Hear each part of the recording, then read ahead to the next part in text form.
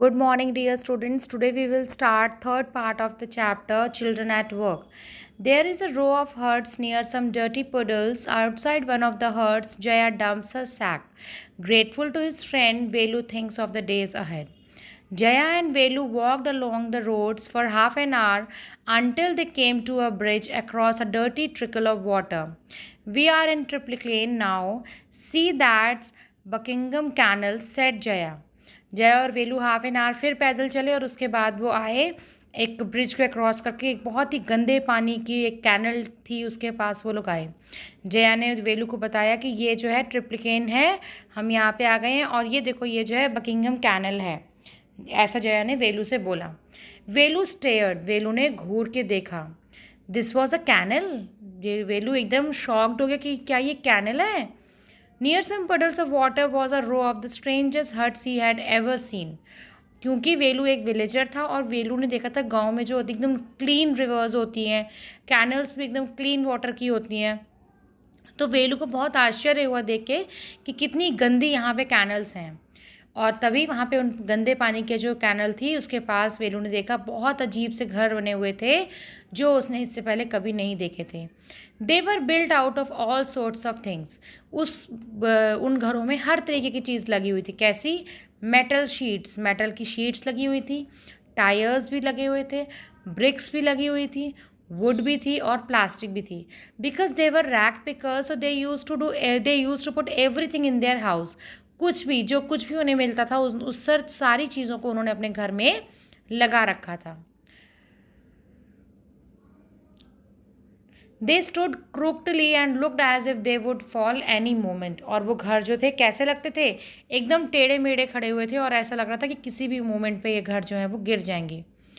Is this where you live? These houses are strange, said Velu. In our village the houses are made of mud and palm leaves. Velu ने जया से कहा, यही वो जगह है जहाँ तुम रहती हो? ये घर तो बहुत अजीब है।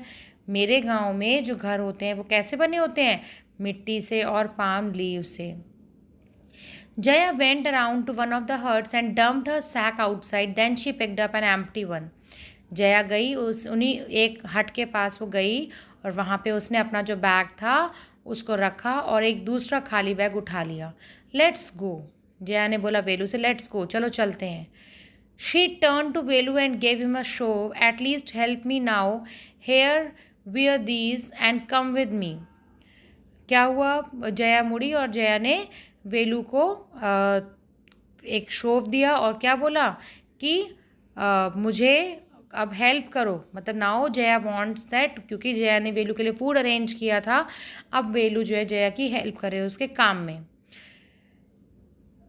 She threw him a pair of old shoes without laces and pushed a sack and stick into his hands. उसने वेलू की तरफ एक पुराने से शूज़ फेंक दिए जिसमें लेसेस नहीं थे और उसको भी एक सैक दिया और एक स्टिक दी जिससे कि वो उसके साथ वेलू जा सके। वेलू वॉज कन्फ्यूज। अब वेलू कन्फ्यूज हो गया क्योंकि वेलू ने कभी सोचा नहीं था कि सिटी में आके उसको ऐसा काम करना पड़ेगा।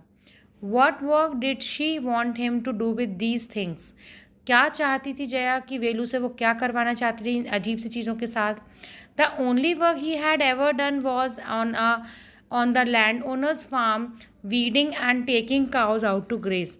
वेलू ने अभी तक अपनी लाइफ में सिर्फ दो काम किए थे। एक तो उनका जो लैंड ओनर्स थे, जो उनके लैंडलॉर्ड्स थे गांव में, जो जिनके पूरे फार्म्स होते हैं, उनके फार्म में जाके वेलू जो था वो क्या करता था, वो दैट जो वीडिंग मतलब होता है जैसे जो खेत होते हैं, जो फील्ड्स होते हैं, उनमें जब कुछ अनाज उगाते हैं, सपोज हमने गेहूँ उगाया तो गेहूँ के साथ छोटे छोटे घास भी उगाते हैं, तो उस घास से क्या होता है कि गेहूँ की फसल को नुकसान होता है, गेहूँ की फसल उतना ग्रो नहीं कर पाती, तो उसको जनरली लोग क्या करते हैं, ऐसे उखाड़ देते हैं। तो ये काम वेलू करता था अपने गाँव में। और दूसरा काम क्या करता था, वो अपनी जो काव हैं उनको ले जाता था बाहर ग्रेजिंग के लिए। Are there any farms in the city? He asked Jaya. Jaya ने वेलू से पूछा कि यहाँ क्या शहर में कोई फार्म्स हैं? She laughed and thumped her stick on the ground. Farms, he asked Jaya, मतलब वेलू ने जया से पूछा कि क्या इस सिटी में कोई फार्म है? जया हंसी और उसने अपनी स्टिक को ग्राउंड पे मारा। Farms? There are no farmers here, we are rag pickers. उसने कहा खेत, यहाँ कोई खेत नहीं है, कोई फार्मर्स नहीं है, हम लोग रैग पिकर्स हैं। Rag pickers are the people who pick the dirty things like plastics from the garbage. Rag pickers, see my sack full of things I collected. Collected from where? Asked Velu. From rubbish bins, where else? You collect rubbish? Velu had never heard of such a thing. Blockhead, it's not any rubbish. Only paper, plastic, glass, such things. We sell it to Jam Bazaar Jaggu. Now, अब वेलू पहली बार गांव से घर आया था city में, वेलू को पता ही नहीं था व्हाट इज़ रैग पिकर्स। तो फिर उसने पूछा रैग पिकर्स मतलब ये क्या होता है? तो उसने कहा कि मेरा पैकेट नहीं देखा तुमने, ये चीज़ों से भरा हुआ है जो मैंने उठाई हैं, जो मैंने कलेक्ट की हैं। फिर उसने कहा कलेक्ट की हैं कहाँ से? तो जया ने रिप्लाई किया रबिश बिन से, डस्टबिन से मैंने कलेक्ट की हैं। तो वेलू को बहुत अजीब लगा। वेलू ने कहा तुमने कूड़ा इकट्ठा किया, यू हैव कलेक्टेड रबिश। तो फिर जया को थोड़ा सा लगा कि अब इसको मैं क्या बताऊं, कूड़ा नहीं इकट्ठा किया है मैंने।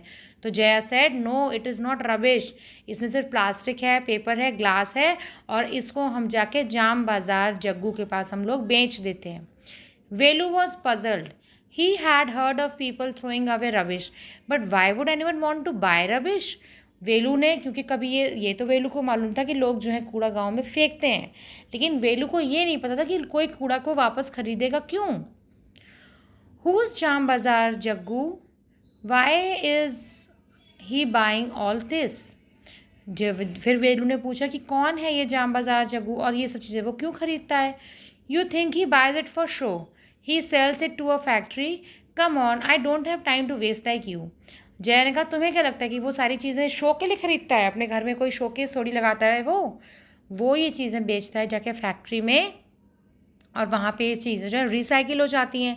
फिर उसने कहा चलो अच्छा मेरे पास तुम्हारे जैसे टाइम नहीं है वेस्ट करने के लिए। Velu did not move, Velu बिल्कुल नहीं हिला। He hadn't run away and come to this new place to dig through garbage bins. Jaya poked at him with her stick. Velu ने सोचा कि मैं इसलिए अपने गांव से भाग के नहीं आया था कि मैं इस सिटी में आके ये गंदा काम करूं, ये कूड़ा बीनूं। लेकिन अब क्या हुआ, जया ने उसको जो है पोक किया अपनी स्टिक से। Look here, she shouted. If someone gets there before us, we don't get anything. अगर हमसे पहले कोई वहाँ पहुँच गया तो हमें कुछ नहीं मिलेगा। Don't just stand here, posing big hero. I am trying to help you who filled your stomach today. Now, Jaya ने क्या बोला, यहाँ पे खड़े होकर पोज मत दो, बहुत बड़े हीरो नहीं हो तुम, चलो चल के काम करो, हमसे पहले कोई पहुँच गया तो वो सारा गार्बेज बिन बीन लेगा और हमें कुछ नहीं मिलेगा। और फिर जया ने उसको ये भी एहसास दिलाया कि तुम्हें आज खाना किसने खिलाया था, तुम्हारा स्टमक आज किसने भरा था। Velu scratch his head and side. Velu ने अपना सिर खुजलाते हुए एक लंबी सांस ली। I'll do it for now, he thought, until I find a better job. वेलू ने क्या सोचा कि मैं अभी के लिए तो मैं इसको कर लेता हूँ जब तक मुझे कोई अच्छी सी नौकरी नहीं मिल जाती। So it is a story. It has been taken from a trash on Rackpicker Children and Recycling. Geeta Wolf, Anushka, Ravishankar, Arijit Sen. 3 writers wrote combinedly this, and from this has been taken. So in this story we have seen that how miserable conditions so many children are facing in the cities, and so many NGOs are working to give a good life to this kind of children. So think about these children. If you find out someone, so if you can help them, अगर आपके घर के आसपास कोई ऐसा गरीब बच्चा हो जो नई एजुकेशन ले पा रहा हो, जो नहीं पढ़ पा रहा हो, तो आप उसकी मदद कर सकते हैं, उसको पढ़ा के, उसको अपनी पुरानी बुक्स दे के, अपने पुराने कपड़े दे के, you can help that kind of child. Okay, thank you, have a nice day.